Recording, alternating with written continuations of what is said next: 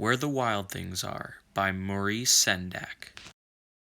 The night Max wore his wolf suit and made mischief of one kind and another. His mother called him Wild Thing, and Max said, "I'll eat you up." And so he was sent to bed without eating anything.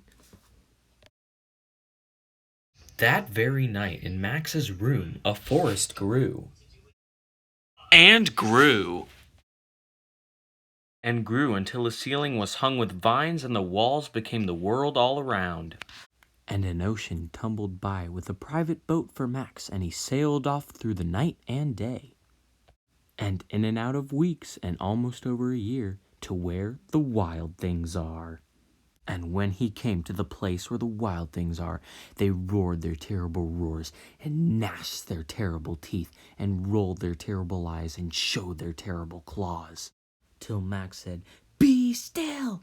and tamed them with the magic trick of staring into all their yellow eyes without blinking once, and they were frightened and called him the most wild thing of all, and made him king of all wild things. "And now," cried Max, "let the wild rumpus start."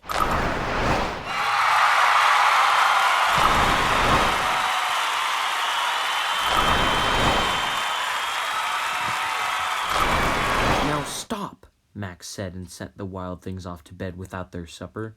And Max, the king of all wild things, was lonely and wanted to be where someone loved him best of all.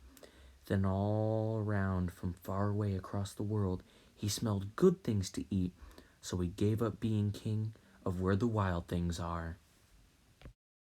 But the wild things cried, "Oh, please don't go. We'll eat you up. We love you so." And Max said, "No."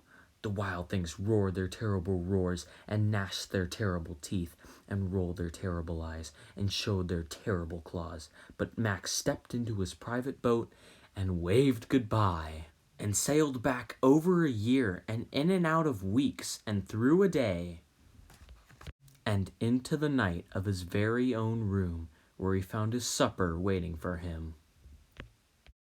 And it was still hot.